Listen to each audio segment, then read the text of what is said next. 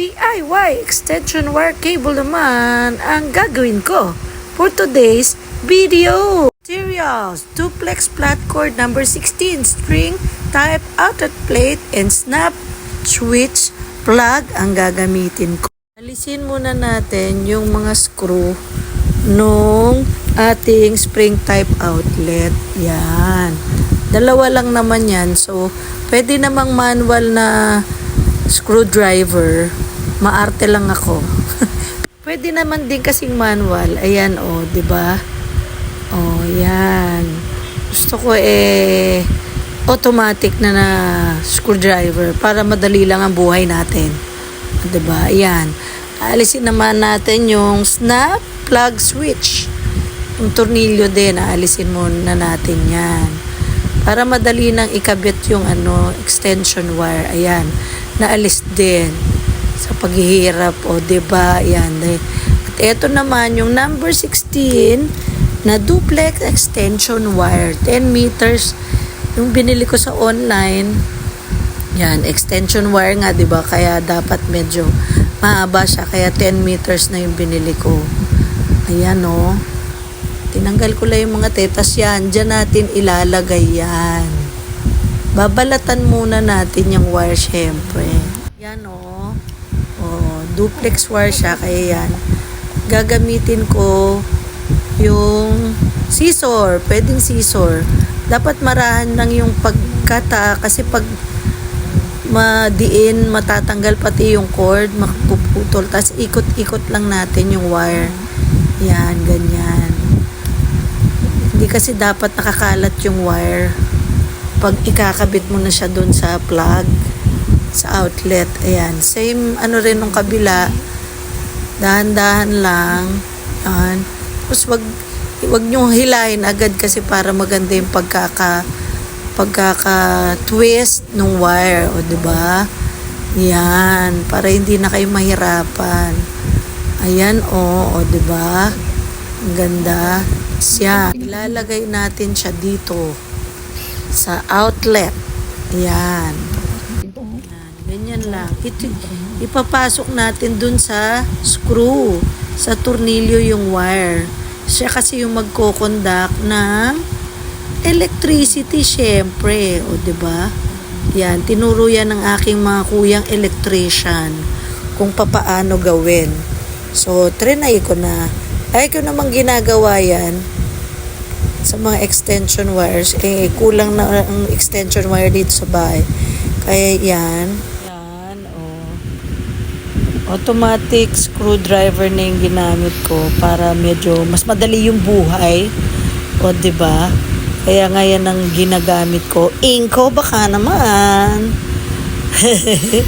O, diba? Automatic screwdriver. O, ayan na siya. O, ayan. Nasa pangalawang screw na tayo.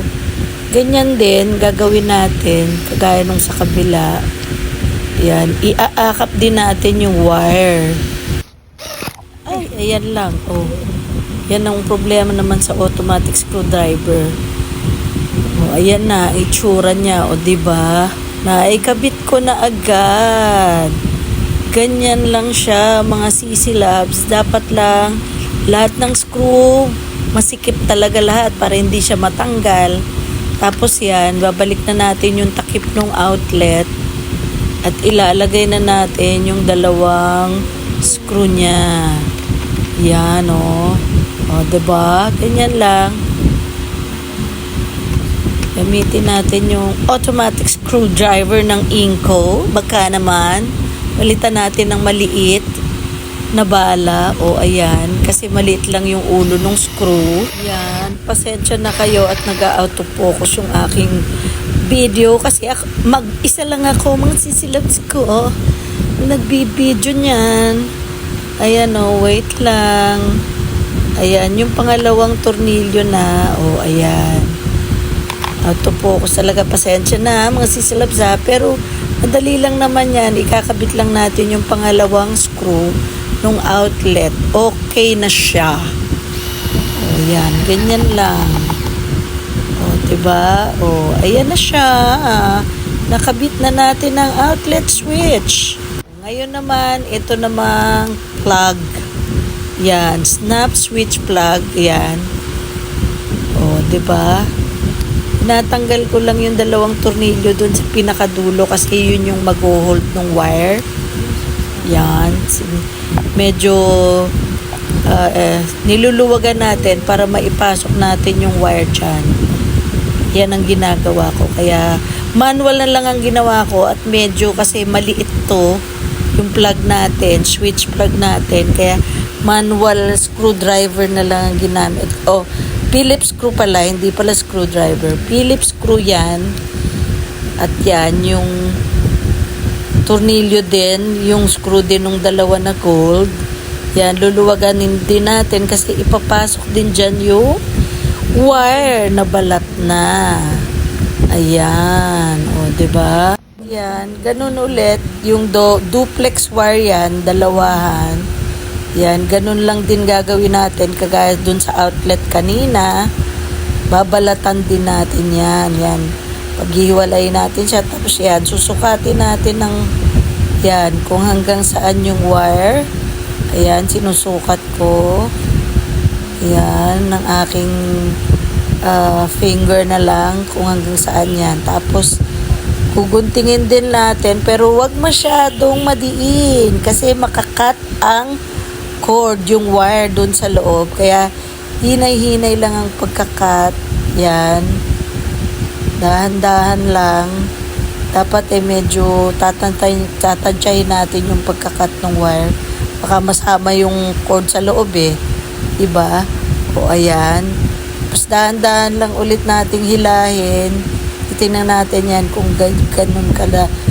Yan, yung paghila ganun lang. Tapos iti-twist ulit natin yung wire. Dapat kasi hindi kalat-kalat talaga yung wire. Yan, ganun ulit dun sa kabila. Yan o, diba? Yan, dahan-dahan lang ulit ang paggunting at mapuputol ang wire natin. Kumbaga alalay lang. Ha? Ganyan. Tatantyahin nyo lang yung pagputol at alalay lang. Kaya ako tunitwist yung cord kasi para hindi agad maputol Yan. Yan o. Ayan. O, diba? Hilahin ulit natin hanggang lang dun sa yan. Bago mo tanggalin, i-twist mo muna. Yan. Para hindi nga kalat-kalat yung cord. At bawal yung kalat-kalat yung wire na ganyan. Yung cord na nakabalat na. Dapat talagang siya. Hindi siya kalat-kalat. At makukuryente tayo. Mga sisilabs ko. Ayun, ipinasok ko na dun. Sa dulo. Yan. Ganun ulit. Ipapasok din natin dun sa gold na screw. Iyayakap natin siya, ilulup natin kumbaga parang iikot natin dun sa unang screw ulit na gold. Yan, yung wire. Tinitwist ko yung mga wire kasi yung dulo tatanggal-tanggal yan, alalay lang. Yan, mga sisilabs ko, ganun lang.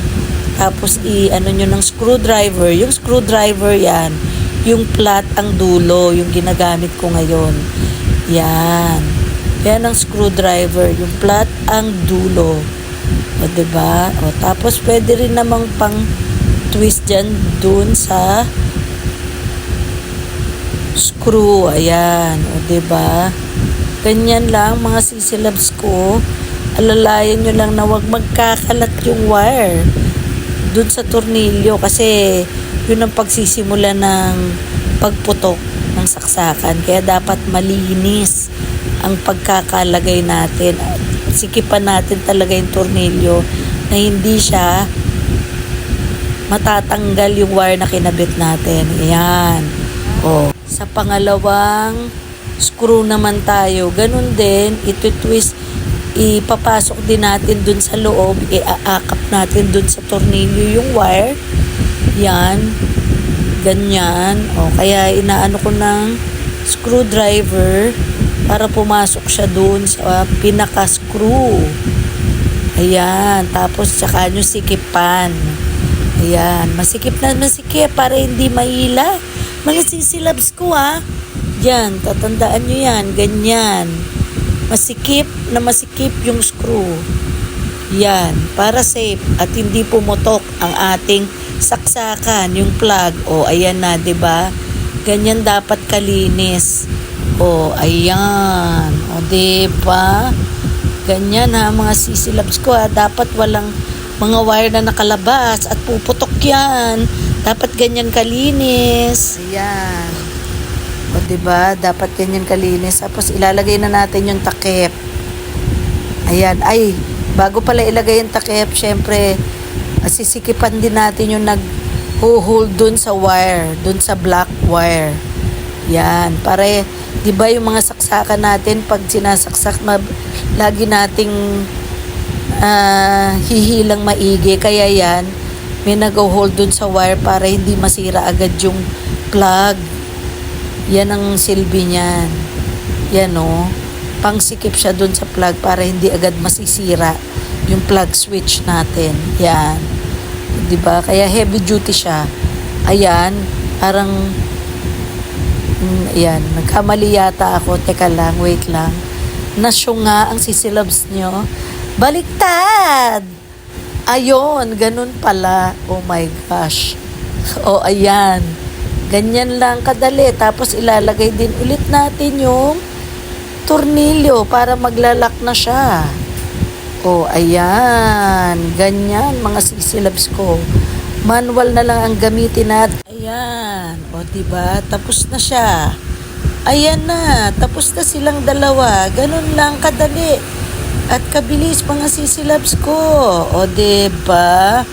Ayan. Itatry na natin. Ayan. Sinasaksak ko na siya. Ayan. O, diba? Ayan sinaksak ko na siya. At eto na. Ayan. Susubukan natin kung successful bang aking pagkakabit. Ayan. O, ayan ang aking light. Yan, lamp light ba yan? O, cha-charge ko. Salamat, may humawak. Yun. Ayan na siya. O, ayan, umilaw. Success. Mga sisilabs ko, hindi pumutok. O, diba? Ganun lang kadali at ganun lang kabilis. Thank you for watching. Have a nice day!